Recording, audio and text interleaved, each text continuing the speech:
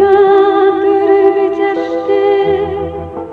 जुहुरे विचितयन्तु निमिषम् निम्नं पान्ति आदृढां पुरं विविशुः आश्वैत्रेयस्य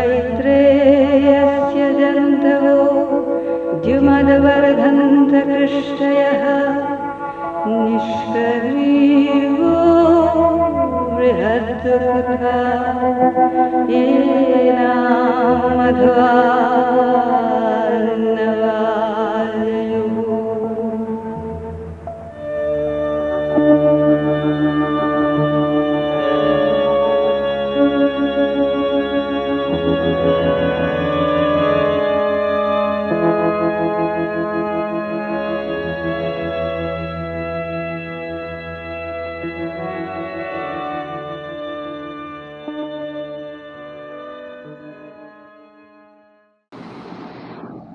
सांध्य पाठ को आप समस्त स्वागत करें 1972 फेब्रुआरी संपादकीय पढ़ुचु संगठन आभिमुख्य गत आलोचन आम अधा बाट पढ़ी अधे आज बाकी शेष करिया अतएव आम मान संगठन मूल भित्ति ही एक आध्यात्मिक सत्यर उन्मोचन आम मान संगठन मूल भित्ति एक आध्यात्मिक सत्यर उन्मोचन विकास और विवर्तन इला प्राय सब कहुच्छी आम लक्ष्य जहाँ आम जीवन लक्ष्य आम कार्य लक्ष्य संगठन लक्ष्य भी ताहा सबू आम एंटायर जिते एक्टिविटीज कर गोटे गोटे नूतन आध्यात्मिक गोटे सुप्रीम जहाँ एपर्यंत डिस्कवर है ना जहाँ एपर्यंत आविष्कृत है नहीं तार आविष्कार तार सत्य उद्घाटन एक आध्यात्मिक सत्यर उन्मोचन आध्यात्मिक सत्यर उन्मोचन माने जो सत्य एपर्यंत प्रकाश पाई नहीं आध्यात्मिक सत्य जहाँ एपर्यंत प्रकाश पाई नहीं तार उन्मोचन विकास और विवर्तन खाली उन्मोचन नुह उन्मोचन विकास विकास माने समझ जानिए सबुआड़े एवं तार विवर्तन विवर्तन सर पुणी तार अग्रगति पे अवश्य परिष्कार हवा कथा धीरे धीरे व्यवस्थित हो चलो यही संगठन धारा स्वतःस्फूर्त सहजात और दिव्य ये संगठन धारा हूँ स्वतःस्फूर्त सहजात और दिव्य स्वतःस्फूर्त माने यहाँ हूँ क्या जबरदस्त करी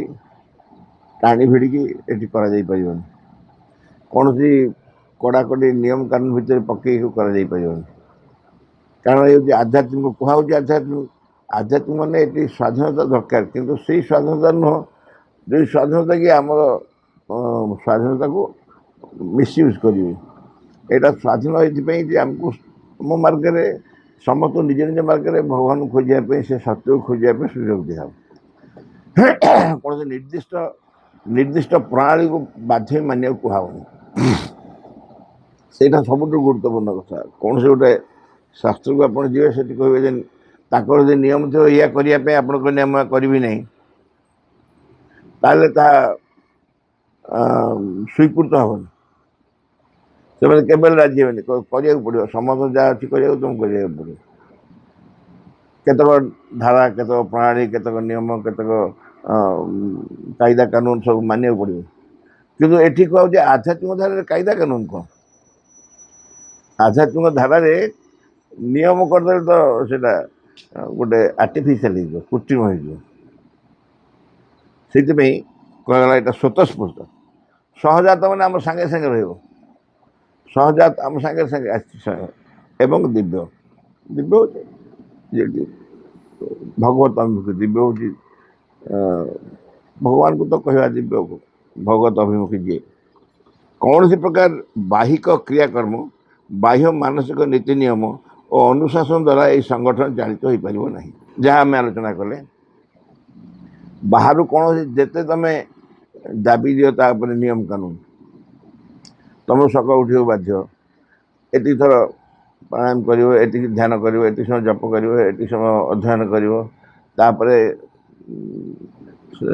तुम जहाँ कार्य कर तुम निरामिष भक्षण कर तुमको इत्यादि जहाँ जहाँ आम नियम करदू पछे से सब नियमटा बाह्य नियम हो जड़े आमिष खाइब निरामिष खाइब ता भर प्रेरणा कर बहुत लोग अच्छा आमिष खाऊ हठात छाड़देवे से समस्ते गोटे आध्यात्मिक परिपंथी नुह भितर आसे गोटे विकार भाव आसे ना खाइबी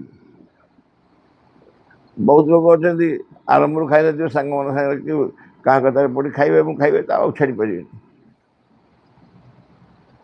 आमको स्वतःस्फूर्तता बाहर नियम कानून आम प्रযোज्य नुहे यह कह कथा हूँ आमको स्वाभाविकता दरकार कौन बाहिक क्रियाकर्म बाहिक क्रियाकर्म जहाँ कहली ध्यान धारणा जप प्राणायाम कि आसन कि अध्ययन ये सबू आवश्यकता अच्छी कि नियम नुह नियम करके नुह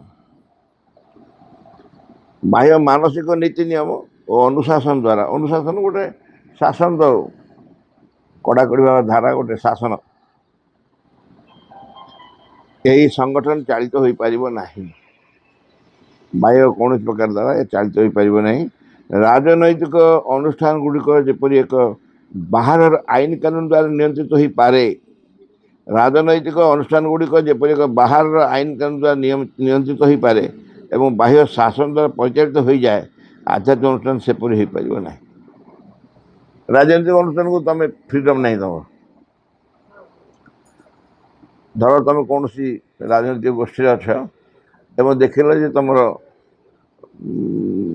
तुम गोष्ठी नेता हूँ कहीं हूँ जहाँ कर उचित नुह तुमको भल लगुनि तुम खोली कहीपर भल लगुनि बोली उचित नुह कहीपर जो दिन कह से तुमको दल चली जाए पड़े दल तुम बाहर कर दिया यहाँ गोटे चापी दिखाई नियम कौन से राजनैतिक अनुष्ठान जपरी एक बाहर आईन कानून द्वारा नियंत्रित हो पाए बाहर ये गोटे आईन गोटे कानून यहाँ तुम आ भर समस्त मानिया पड़ो समस्त नियम कानून मानिया पड़ो आईन कानून अच्छी परिचालित हो पड़ो ता द्वारा नियंत्रित हो बाह्य शासन द्वारा परिचालित हो जाए बाह्य शासन द्वारा आध्यात्मिक अनुष्ठान सेपरी हो पार ना स्वतंत्रता सुनियंत्रितता ही यही आध्यात्मिक संगठन मूलधारा स्वतंत्र अर्थात फ्री मुक्त प्रत्येक व्यक्ति मुक्त प्रत्येक व्यक्ति स्वतंत्र कई क्या फॉलो करने बाध्य नुह कर आपत्ति नहीं करने बाध्य नुह सी कला बेले तू करू न हो पारे सी कर तू कर चाहूँ कर किसी असुविधा आपत्ति नहीं आ कौन नियम कानून भर पकड़ करहबना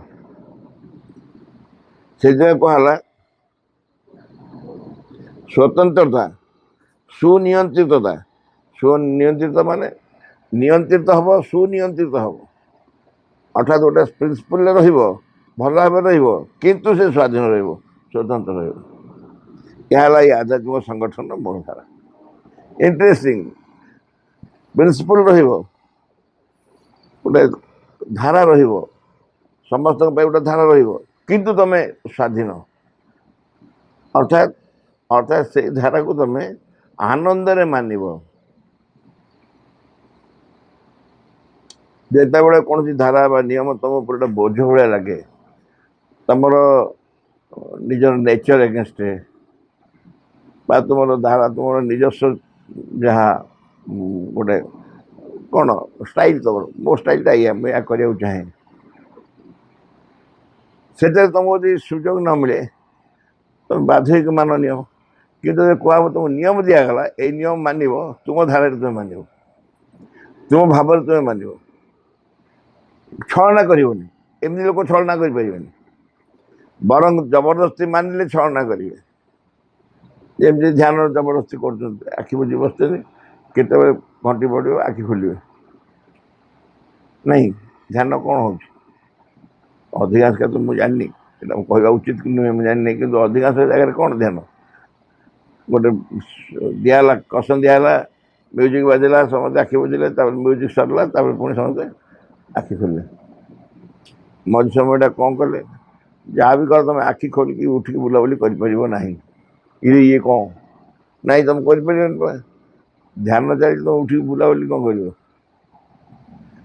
अच्छा उठिकी बुलाबुली करने कौन उचित कि उठिकी बुलाबुली करने उचित नुह कि जनक धरा दे से गोटे असुविधा पड़ा क्या टॉयलेट जा दरकार पड़ा ध्यान कर जबरदस्ती बस ना नियम उठी जापर ये हूँ बाध्यबाधकता। स्वतंत्रता हूँ तुम उपर जो नियम दिगला धारा दे दिगला तुम्हें आनंद मान तुमको किसी खराब लगे। आम संगठन मूल भित्ति से किसी नियम रही प्रिंसिपल निश्चय तुम तुम मानने स्वतंत्र। सुतरां ए क्षेत्र में जो मैंने कार्य करेंगे से मुख्यतः एक आभ्यंतरीण प्रेरणा उपर निर्भर कर कार्य करेंगे। ताले कौटू नियम आसो ये जो नियम कही तुम नियम रुम इच्छा कले मान धारा मान ताले नियम कर कौट आसो यहाँ भितर प्रेरणा हम अंत प्रेरणा हम आभ्यंतरीण प्रेरणा उपर निर्भर कर कार्य करेंगे। ए क्षेत्र में जो मैंने कार्य करेंगे से मुख्यतः एक आभ्यंतरीण प्रेरणा पर निर्भर कार्य करेंगे। आभ्यंतरीण प्रेरणा पर कार्य कले कौन हम ना जन धोखा खाइबन जीवन कहीं ठकबे। भीतर प्रेरणा केवल क्या ठकबन क्या गोटे मिसगाइड कर भूल बाटर नबन से आभ्यंतरीण प्रेरणा पुणी केमती आसो सहीटा तो असल कथा। आप साधन अर्थ हूँ से अंतर भितर उत्तर ना पड़ो अंतर भितर प्रेरणा ना पड़ो हृदय प्रेरणा आने पड़ो तुम प्रेरणा कौटी थुआई नहीं आसो तुम आस्पृहा एपरी हम जो तुम धीरे धीरे गोटे मार्ग देखा जाऊ। प्रेरणा मान कौन मार्ग देखा कि गोटे उपलब्धि आसो कि धारा आसो जोटा कि तुम कम ये बाटे कले भल भितर आसो से प्रेरणा भितर से प्रेरणा बाहर कौट बही पढ़ी कि अन्य कथा शुणिक से नुह। यही प्रेरणा जिते स्वच्छ जिते निर्मल एवं जिते ज्वलंत प्रदीप्त हम से भल हम। स्वच्छ मान कौन प्रकार मैला ता भर रही प्रेरणाटा स्वच्छ हम अति स्पष्ट दागपाग थो अर्थात जो प्रकार कार्य करने मो भर गोटे प्रेरणा उत्साह इच्छा एकदम स्पष्ट भाव में ता भर कौन प्रकार मैला नहीं कौन विकृति नहीं विकृति नहीं कहीं नहीं ना कारण से हृदय आसी अंतर आसी मुझे अनुभव कर विकृति नहीं कारण मत कला बेले मत कौन खराब लगुनि मत कौन से प्रकार निम्न मनोभाव आसुनी मो भी गोटे उच्चतर चिंता उच्चतर विश्वास उच्चतर धारा प्रति गोटे नम्र भाव आसु जिते स्वच्छ जिते निर्मल निर्मल स्वच्छ एका कथा एवं जिते ज्वलंत प्रदीप्त हम से भल से प्रेरणा ज्वलंत प्रदीप्त कौन कह ना सी आज अच्छी काली पुणी दबिवाला ज्वलंत नहीं प्रदीप्त मान उज्जवल ज्वलंत हो अग्नि भरी जलुथ सब जलुथ एवं आलोकित प्रदीप्त आलोकित से हवा कथा बहुत। संगठन मूल सत्य यदि दिव्य हुए संगठन मूल सत्य दिव्य हुए तेबे से दिव्य तत्व को कार्य करने सर्वादु आवश्यक। आम संगठन करूँ तार मूल सत्य यदि हम दिव्य पुणी कहला दिव्य दिव्य भगवान पाखे आस भगवान मूल सत्य यदि भगवान हे मो संगठन मूल सत्य यदि भगवान हे तेबे से दिव्य तत्व को कार्य करवा ही सर्वदु आवश्यक। तेणु आम भितर से कार्य करदेवा प्रथम आवश्यक ता तो दिव्य ना दिव्य को कौन बारे को अच्छी दिव्य भल कि मंद दिव्य कौ सस्ता दिव्य महंगा दिव्य मार्केट रू कौट आन आम कमी भल जिन आनीचु कहला तो भल से जिन कम दाम बेस दाम तो कौन आनीपर दिव्य सेमती नुहति दिव्य कौन एमती मार्केट रेट कम बेसी नहीं दिव्य हूँ दिव्य भगवान। तेणु दिव्य उपर निर्भर कर संगठन मूल सत्य दिव्य हुए तेज से दिव्य तत्व को कार्य करने को देवा ही सर्वदु आवश्यक। ତାହା ଯଦି ଦିବ୍ୟ ତାକୁ ହିଁ କାର୍ଯ୍ୟକାରୀ କରିବା, ତାକୁ କାର୍ଯ୍ୟକାରୀ କରିବା। ଏଇ ବିଷୟକୁ ହୃଦୟଙ୍ଗମ କରି ଏ କ୍ଷେତ୍ରରେ ଆମମାନେ ଅଗ୍ରସର ହେବା। ଯେଉଁମାନେ ସଂଗଠନ କରିବେ ତାଙ୍କ ପାଇଁ ଇଏ ହେଉଛି ଗୋଟେ ଗାଇଡାନ୍ସ, ପ୍ରପତିଙ୍କର ଏ ହେଉଛି ଗୋଟେ ଗାଇଡାନ୍ସ ଯେ ଆମକୁ କାମ କରିବାକୁ ଗଲେ କ'ଣ କରିବାକୁ ପଡ଼ିବ, ସଂଗଠନ ଅର୍ଥ କ'ଣ, ପ୍ରକୃତ ସଂଗଠନ କାହାକୁ କ'ଣ। ସଂଗଠନ ହେଉଛି ହୃଦୟ ଭିତରୁ ପ୍ରେରଣା ନେଇ ଯେଉଁ କାର୍ଯ୍ୟ କରାଯାଏ ସେ ହେଉଛି ଅସଲ ସଂଗଠନ। ହୃଦୟ ପ୍ରେରଣାରୁ କାର୍ଯ୍ୟ କରିବ ତାହାକୁ ଦିବ୍ୟ ପ୍ରେରଣା କହିହେବ, ତାରି ମଧ୍ୟ ନେଇ କାର୍ଯ୍ୟ କରିବ ତାହା ହିଁ ହେଉଛି ବାସ୍ତବ ସଂଗଠନ। ତେଣୁ ଏଇ ବିଷୟକୁ ହୃଦୟଙ୍ଗମ କରିବାକୁ ପଡ଼ିବ। ଆମେ ଯଦି ସଂଗଠନରେ ଅଛୁ ଆକୁ ହୃଦୟଙ୍ଗମ କରିବାକୁ ପଡ଼ିବ ଏବଂ ସେହି ଅନୁସାରେ ଆମେ ଅଗ୍ରସର ହେବା। ଆମର ସଂଗଠନ ଦିନିକିଆ, ମାସିକିଆ, ବର୍ଷିକିଆ ବା ଏମିତି ଗୋଟେ ଫିକ୍ସ ପିରିୟଡ଼ ପାଇଁ ଗୋଟେ ନୁହଁ। ଆମ ସଂଗଠନଟି କ'ଣ ନା ଜୀବନ ବ୍ୟାପୀ, ଜୀବନ ବ୍ୟାପୀ ସଂଗଠନ। ଏଇ ଜନ୍ମରେ ମୁଁ କ'ଣ କରୁଛି ଏବଂ ତାର ଯାହା ଫଳାଫଳ ମୋ ସାଙ୍ଗରେ ମୁଁ ନେଇ ପୁଣି ପରଜନ୍ମରେ ସେଇ କାର୍ଯ୍ୟରେ ଅଂଶଗ୍ରହଣ କରିବି, ସେଇ ସଂଗଠନରେ ପୁଣି ରହିବି। ଆଉ ଏଠି ସଂଗଠନ ଆକ୍ଚୁଆଲି ମଣିଷ ଗଢ଼େ, ମଣିଷ ସଂଗଠନ ଗଢ଼େନି। ଆମ ସବୁଜି ଧାରାରେ କ'ଣ ହୁଏ, ମଣିଷ ମାନେ ସଂଗଠନ ଗଢ଼ନ୍ତି। ଗୋଟେ କ୍ଲବ କରିବା, ଗୋଟେ ଚାଲ ସମସ୍ତେ ମିଶିକି ଗୋଟେ ଆମର ଗାଁରେ ଯାତ୍ରା କରିବା, ଡ୍ରାମା କରିବା, ଆମ କ୍ଲବ ତରଫରୁ ଆମ ଯୁବ ସମାଜ ଗୋଟେ ଗାଁରେ ଅଛନ୍ତି, ଏସବୁ ଆକୁ କ'ଣ ଇଏକୁ କିଏ କରେ, ମଣିଷ ମାନେ ଏ ସଂଗଠନକୁ ଗଢ଼ନ୍ତି। ଏବଂ କିଛି ଦିନ ପରେ ଫଟାଫଟି ହୁଅନ୍ତି, ଝଗଡ଼ାଝଗଡ଼ି କରନ୍ତି, ତାପରେ ଯେ ଯୁଆଡ଼େ ପଡ଼ିଲ, ତାପରେ ଖାଲି କୁହାକୁହି ହୁଅନ୍ତି, ନହେଲେ କୋର୍ଟ କଚେରୀ ଯାଆନ୍ତି। ଟଙ୍କା ମାରିଦେଲା, ସେ ଟଙ୍କା ନେଇଗଲା, ଏଠି କଲେକ୍ସନ ହିସାବ ଦେଉନି, ଏଇସବୁ ବେକାର କଥା। ସଂଗଠନ ମାନେ ହେଉଛି ଏଇଆ, ସାଧାରଣତଃ ସଂଗଠନ ମାନେ ଏଇଆ। ଆମ ସଂଗଠନ କ'ଣ, ଆମ ସଂଗଠନ ହେଉଛି ବିଶ୍ୱାସ, ଶ୍ରଦ୍ଧା, ନିଷ୍ଠା, ଉତ୍ସାହ, ପ୍ରେରଣା ଆରି ଉପରେ ସବୁ ନିର୍ଭର। ଯେଉଁମାନେ ହୃଦୟ ଭିତର ପ୍ରେରଣାରୁ କାମ କରିବାକୁ ଚାହିଁବେ, ଯେଉଁମାନେ ହୃଦୟର ପ୍ରେରଣାରୁ କାମ କରିବାକୁ ଚାହିଁବେ ବା କରିବାକୁ ଚେଷ୍ଟା କରିବେ, ତାଙ୍କ ଭିତରେ ଏଗୁଡ଼ା କିଛି ପ୍ରୟୋଜନ ନାହିଁ, ଏସବୁ ଦରକାର ନାହିଁ, ସ୍ୱାଭାବିକ ତାଙ୍କ ଭିତରେ ହେବ। ତେଣୁ ଆମ ସଂଗଠନକୁ ଆମେ ସାଧାରଣ ଭାବରେ ଗୋଟେ ସାମାଜିକ, ସାଂସ୍କୃତିକ, ରାଜନୈତିକ ଏଭଳି ସଂଗଠନଟି କେବେ ବି ଭାବିବା ନାହିଁ। ଆରମ୍ଭରୁ ଆମେ ଆଲୋଚନା କରୁଛୁ ଗୋଟେ ଆଧ୍ୟାତ୍ମିକ ସଂଗଠନ ହେବ। ଅନ୍ୟ ଅର୍ଥରେ ଆଧ୍ୟାତ୍ମିକ ସଂଗଠନର ଅର୍ଥ ହିଁ ସ୍ୱରାଜ୍ୟର ପ୍ରତିଷ୍ଠା। ଅନ୍ୟ ଅର୍ଥରେ ଆଧ୍ୟାତ୍ମିକ ସଂଗଠନର ଅର୍ଥ ହିଁ ସ୍ୱରାଜ୍ୟର ପ୍ରତିଷ୍ଠା। ସ୍ୱରାଜ୍ୟ କାହାକୁ କୁହନ୍ତି? ସ୍ୱରାଜ୍ୟ ହେଉଛି ନିଜସ୍ୱ, ନିଜର ରାଜ୍ୟ, ସ୍ୱରାଜ୍ୟ। ନିଜର ମାନେ ଆତ୍ମାଙ୍କ ରାଜ୍ୟ। ମୁଁ ନିଜେ ମାନେ କ'ଣ, ମୋ ଆତ୍ମା, ଚୈତ୍ୟ ପୁରୁଷ ବା ଆତ୍ମା, ତାଙ୍କର ଯେଉଁ ରାଜ୍ୟ ତାକୁ ସ୍ୱରାଜ୍ୟ କୁହାଯାଏ। ସେଇଥିପାଇଁ କୁହାହେଉଛି ଅନ୍ୟ ଅର୍ଥରେ ଆଧ୍ୟାତ୍ମିକ ସଂଗଠନର ଅର୍ଥ ହିଁ ସ୍ୱରାଜ୍ୟର ପ୍ରତିଷ୍ଠା। ଗୋଟେ ଆଧ୍ୟାତ୍ମିକ ସଂଗଠନ ଆମେ ଯଦି କରୁଛୁ ତାହେଲେ ଆମେ ଭଗବାନଙ୍କ ଦ୍ୱାରା ପରିଚାଳିତ ହେଉଛୁ, ତାଙ୍କ ରାଜ୍ୟ, ଭଗବାନଙ୍କ ରାଜ୍ୟ। ନିଜସ୍ୱ ରାଜ୍ୟ ହେଉଛି, ମୋ ରାଜ୍ୟ ଅର୍ଥ ଭଗବାନଙ୍କ ରାଜ୍ୟ, ତାର ପ୍ରତିଷ୍ଠା ହେବ ଏଠି। ସ୍ୱରାଜ୍ୟର ଅର୍ଥ ସ୍ୱଧର୍ମ, ଆତ୍ମାର ଧର୍ମ।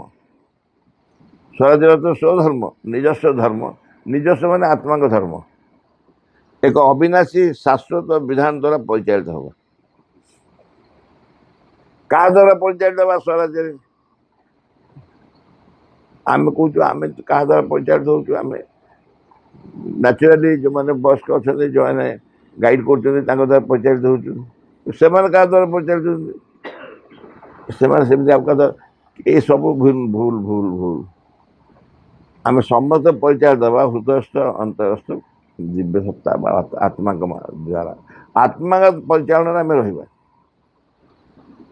ସ୍ୱଧର୍ମ, ଆତ୍ମାର ଧର୍ମ, ଅବିନାଶୀ ଶାଶ୍ୱତ ବିଧାନ ଦ୍ୱାରା ପରିଚାଳିତ ହେବା, ଏହା ହିଁ ସତ୍ୟଯୁଗ ଆଗମନୀର ପ୍ରାରମ୍ଭିକ ପଦକ୍ଷେପ। ଏହା ହିଁ ସତ୍ୟଯୁଗ ଆଗମନୀର ପ୍ରାରମ୍ଭିକ ପଦକ୍ଷେପ। ସତ୍ୟଯୁଗ ଆଗମନୀ ଆସିଗଲା। ସତ୍ୟଯୁଗ ଆଗମନୀ ମାନେ ଆସିବା। ସତ୍ୟଯୁଗ ଯିଏ ଆସିବାର ପ୍ରଥମ ପଦକ୍ଷେପ ହେଉଛି ପ୍ରଥମ ପଦକ୍ଷେପ କ'ଣ? ଆମର ସଂଗଠନ, ସ୍ୱରାଜ୍ୟ ସଂଗଠନ। ଆମ ସ୍ୱରାଜ୍ୟ ପ୍ରତିଷ୍ଠା এই ଯେଉଁ ହେଇଗଲା ସ୍ୱରାଜ୍ୟ ପ୍ରତିଷ୍ଠା ହେଇଗଲୁ ସମସ୍ତେ ସ୍ୱରାଜ୍ୟ ମାଧ୍ୟମରେ ନିଜ ନିଜର ଆତ୍ମାକୁ ପରିଚିତ ହେଲେ ଆତ୍ମାର ଧର୍ମ ଅବିନାଶୀ ଶାଶ୍ୱତ ବିଧାନ ଦ୍ୱାରା ପରିଚାଳିତ ହେଲେ ତାହେଲେ ସତ୍ୟଯୁଗ ଆଗମନର ପ୍ରାରମ୍ଭିକ ପଦକ୍ଷେପ ହେଲା। କାରଣ ଆତ୍ମାର ସତ୍ୟ ହିଁ ପରମ ସତ୍ୟ ଏବଂ ଏହି ସତ୍ୟ ବ୍ୟକ୍ତିର ମନ ପ୍ରାଣ ଶରୀର ନିୟମକୁ ଅତିକ୍ରମ କରି ଦିବ୍ୟ ଧର୍ମ ଓ ବିଧାନ ଦ୍ୱାରା ପରିଚାଳିତ ହୁଏ।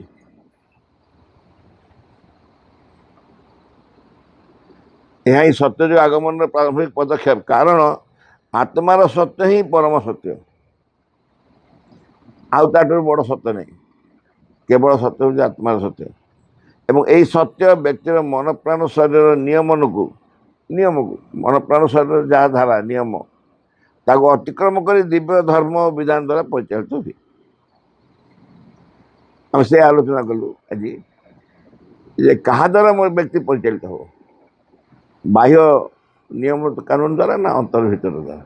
ଅନ୍ତର ଭିତରୁ ପ୍ରେରଣା କହିଲେ ସତ୍ୟ ଶରୀର ନିୟମକୁ ଅତିକ୍ରମ କରି ମନ ପ୍ରାଣ ଶରୀରର ନିୟମକୁ ଅତିକ୍ରମ କରି, ମନ ପ୍ରାଣ ଶରୀର ହେଉଛି ବାହ୍ୟ, ତା ଯେତେ ନିୟମ ତାକୁ ଅତିକ୍ରମ କରିଯିବ, ଦିବ୍ୟ ଧର୍ମ ଓ ବିଧାନ ଦ୍ୱାରା ପରିଚାଳିତ ହେବ।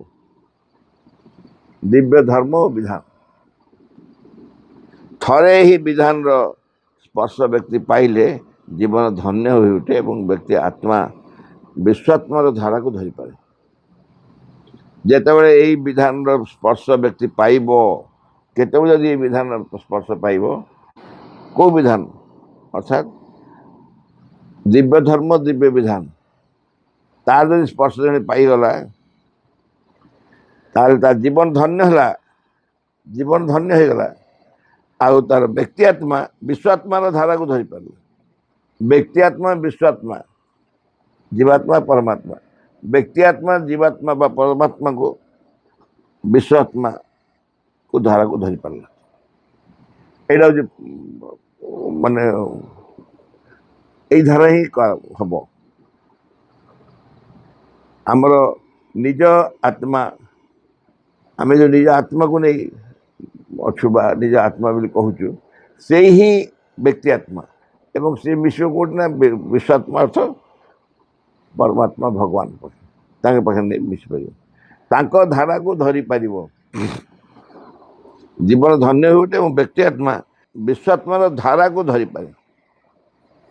ବିଶ୍ୱାତ୍ମାର ଯେଉଁ ପ୍ରିନ୍ସିପଲ୍ ଧାରା ନିୟମ ତାକୁ ସେ ଧନ ବ୍ୟକ୍ତି ଆତ୍ମା ବୁଝିପାରିବ, ତାକୁ ରିସିଭ୍ କରିନେବ। ସୁତରାଂ ପ୍ରତ୍ୟେକ ଆଧ୍ୟାତ୍ମିକ ଅନୁଷ୍ଠାନ ଓ ସଂଗଠନ ଏକ ଚୈତ୍ୟ ବିଧାନର ପ୍ରାଧାନ୍ୟ ଦେଖାଦେବ। ଯେତେ ଯେତେ ଆଧ୍ୟାତ୍ମିକ ଅନୁଷ୍ଠାନ ସଂଗଠନ ରହିବ ତାର ବି ଗୋଟେ ପ୍ରିନ୍ସିପଲ୍ ରହିବ, ତାର ନିୟମ ରହିବ। ସେ ନିୟମଟା କି ପ୍ରକାର ନିୟମ ନା ଚୈତ୍ୟ ବିଧାନ, ଚୈତ୍ୟ ପୁରୁଷଙ୍କ ଦ୍ୱାରା ଚୈତ୍ୟ ସତ୍ତା ଦ୍ୱାରା ଯେଉଁ ବିଧାନ ସୃଷ୍ଟି ହେବ ତାକୁ କୁହାଯାଏ ଚୈତ୍ୟ ବିଧାନ। ସେଥିପାଇଁ ତାକୁ କୁହାହେଉଛି ସାଇକିକ୍ ଲ। ପ୍ରତ୍ୟେକ ଆଧ୍ୟାତ୍ମିକ ଅନୁଷ୍ଠାନ ଓ ସଂଗଠନ ଏକ ଚୈତ୍ୟ ବିଧାନ ବା ସାଇକିକ୍ ଲ ଓ ପ୍ରାଧାନ୍ୟ ଦେଖାଦେବ। ଏହାର ଏକ ନିଜସ୍ୱ ଧାରା ଅଛି। ପୁଣି ଆସିଗଲା ଏଇ ଚୈତ୍ୟ ବିଧାନରେ ଗୋଟେ ନିଜସ୍ୱ ଧାରା ଅଛି ଏବଂ ଏହା ସତ୍ୟକୁ ଆଶ୍ରୟ କରି ସକ୍ରିୟ ଏବଂ ସ୍ୱନିୟନ୍ତ୍ରିତ ହୋଇ କାର୍ଯ୍ୟ କରେ। ଆଉ ଯେଉଁ ନିଜସ୍ୱ ଧାରା ଅଛି ସେ ଧାରା କେମିତି ଚାଲେ? ଆମେ ଆରମ୍ଭରୁ କହିଲେ ଏଇଟା ଚୈତ୍ୟ ବିଧାନ। ଚୈତ୍ୟ ବିଧାନର ଧାରା ତ ନିଶ୍ଚୟ ସେଇ ପ୍ରକାର ହେଇଥିବ ନା, ଦିବ୍ୟ। ତେଣୁ ନିଜସ୍ୱ ଧାରା ଏହା ସତ୍ୟକୁ ଆଶ୍ରୟ କରି ସକ୍ରିୟ ଏବଂ ସ୍ୱନିୟନ୍ତ୍ରିତ ହୋଇ କାର୍ଯ୍ୟ କରେ। ଚୈତ୍ୟ ବିଧାନରେ ଯେତେବେଳେ ଗୋଟେ ଧାରା ରହିବ, ଗୋଟେ ପ୍ରିନ୍ସିପଲ୍ ରହିବ, ଗୋଟେ ଉପାୟ ରହିବ, ମାର୍ଗ ବାଟ ରହିବ, ସେ କିପରି ହେବ? ଏହା ସତ୍ୟକୁ ଆଶ୍ରୟ କରି ରହିବ, ସତ୍ୟକୁ ଆଶ୍ରୟ କରି ହିଁ ରହିବ। ଭଗବତ ସେବକର ପ୍ରାର୍ଥନା, ବିଘ୍ନ ବିନାଶନ ହେ ଭଗବାନ, ଜୟ ହେଉ ତୁମର। ଆମମାନଙ୍କ ଅନ୍ତରରେ କିଛି ହେଲେ ଯେପରି ତୁମ କାର୍ଯ୍ୟରେ ଆଉ ବିଘ୍ନ ନ ଘଟାଏ, କିଛି ହେଲେ ଯେପରି ତୁମର ଆବିର୍ଭାବରେ ବିଳମ୍ବ ନ ଘଟାଏ। ସକଳ ବିଷୟରେ ସକଳ ମୁହୂର୍ତ୍ତରେ ପୂର୍ଣ୍ଣ ହେଉ ତୁମର ଇଚ୍ଛା।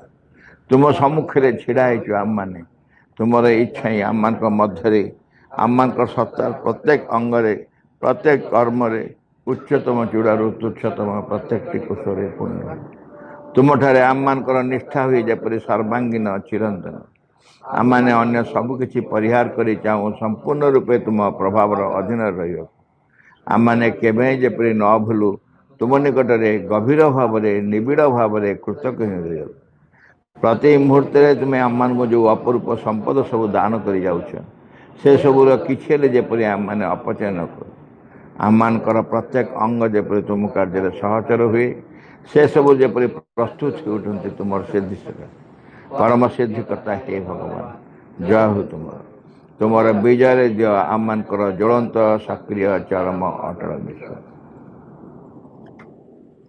English prayer. In the name of the mother, for the sake of the mother, by the power of the mother, with the strength of the mother, to all adverse harmful being or force, I order to quit this place at once and forever.